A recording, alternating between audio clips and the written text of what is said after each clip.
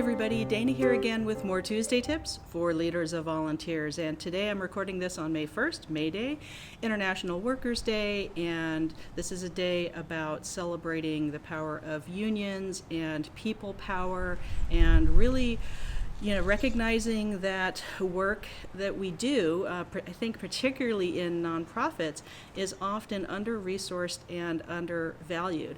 Also, for this theme of May Day for Leaders of Volunteers, I want to touch upon a very common issue, which is that staff members, paid employees, especially if they are in themselves in a union, having resentment or hostility or misunderstanding of how volunteers fit into the agency's work and their team, or even a reluctance to accept volunteers if an organization is trying to kind of formalize or really ramp up volunteer activities in a new way or for the first time, or drastically change how volunteer roles are accomplished within the agency. So this is a really common issue with staff conflict, paid people versus unpaid team members.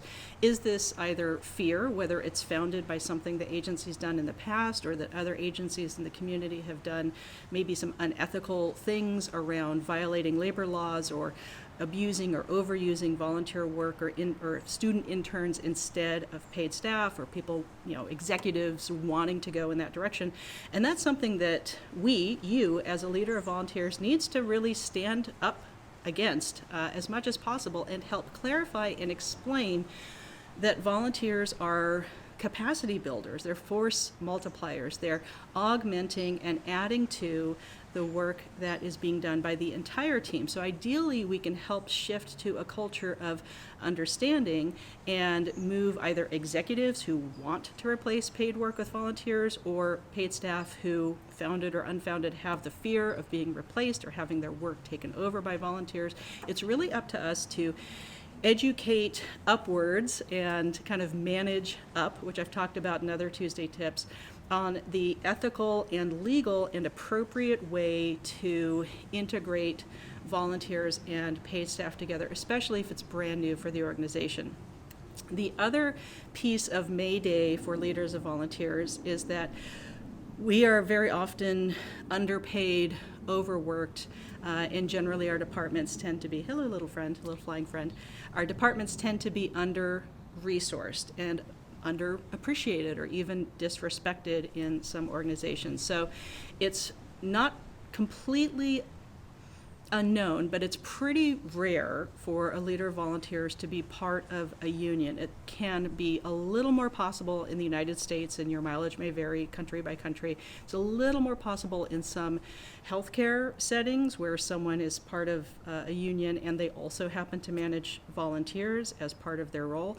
But for the most part, we're not usually part of a union when we're doing our work, and so that can be disempowering, asking for resources, asking for raises, and also watching out that we are not being exploited and asked to volunteer our time on salary for 60 or 80 hours a week instead of a more reasonable 40-ish hours a week. And that's super common in the nonprofit sector, is to be stretched really thin. I've worked for agencies that have illegally asked me and other paid staff members to volunteer our time at certain events where I was already being paid to organize the volunteers to work these events, and other staff are being asked to volunteer and not have any overtime or anything added as a bonus to their salary. So I'm not a lawyer. I can play one on TV, but I'm not an attorney. So check with your state and local labor laws if you feel like you are being stretched too thin or exploited, or there's some unethical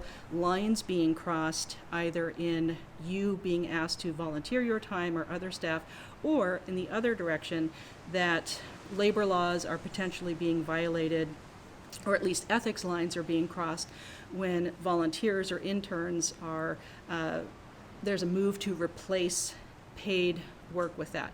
Now, how you can undo the fear from paid staff about volunteers taking their jobs is, again, depending on the specific scenario that your agency is in. But if there really isn't a threat to their job, and that's just a belief system that they're holding on to, maybe from a past agency that did use volunteers and staff together incorrectly.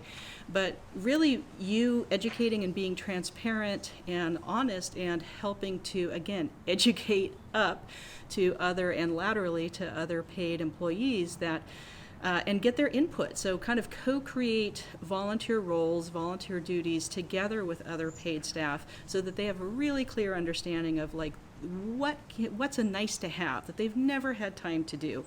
What's a specific skill that doesn't exist on their team and isn't ever going to be hired for? So you can get a highly skilled, specific level of volunteering that pro bono augments the work that they're doing, again, builds on the work that paid staff are doing. And or you can see like what are some drop-in easy projects or even some long-term projects that people can kind of work on in shifts or in volunteer roles can do that builds that capacity. And that's really different from busy work. We still want all of the work that we're asking volunteers to do with our agency to, of course, be impactful and meaningful. And with most government agencies or nonprofits, everyone's bandwidth is stretched so thin that there's always going to be something, some project, some task to do at various levels of knowledge, experience, or skill that can augment the work that the paid employees are doing. So being really, again, just honest, transparent, inclusive, co-creating in that process with paid staff who have some trepidation about volunteers or adding in new volunteer roles to their departments. I found that to be really, really helpful over the years. The other thing to help communicate, again, kind of up to the executive level, is volunteers aren't free, and so you need to be paid a proper salary. All of your employee teammates working with volunteers need to be resourced correctly, so not just your own benefits and salary equations, but just resources. Thank you, bird friends. Resources within the department, whether that's computers, office chairs, things like that. There's often going to be a cry of scarcity from the top, and that can genuinely be the case. It's been absolutely very, very difficult, of course, especially the last few years of pandemic times and economic distress for millions and millions of people in the United States and around the world. But again, you can leverage the people power and the large headcount that you probably have. You probably run the biggest department in your agency by leading volunteers.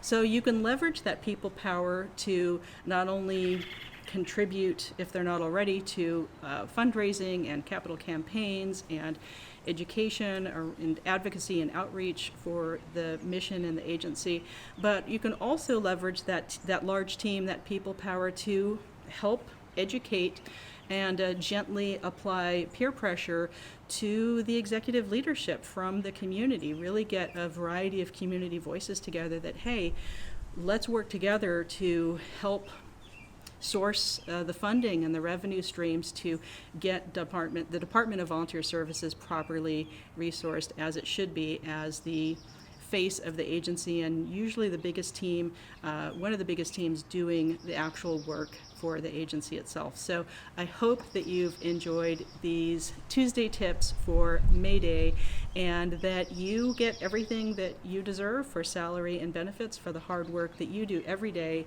as a leader of volunteers. And we may not have very many unions, but we do have some wonderful professional associations. So if you're not yet a member of ALIVE in the United States, Association of Leaders in Volunteer Engagement, that's volunteeralive.org, or in Canada, VMPC, Volunteer Management Professionals of Canada, and in the United Kingdom, AVM is your organization. So look those up, check locally in your own country if there's a local association or another professional network, and that connection can mean a lot. It may or may not develop into a formal union, but it definitely helps to have that peer support as you ask for resources in your agency and for the work that you're doing every day. Have a great week, and we'll see you next time with more Tuesday Tips. Take care.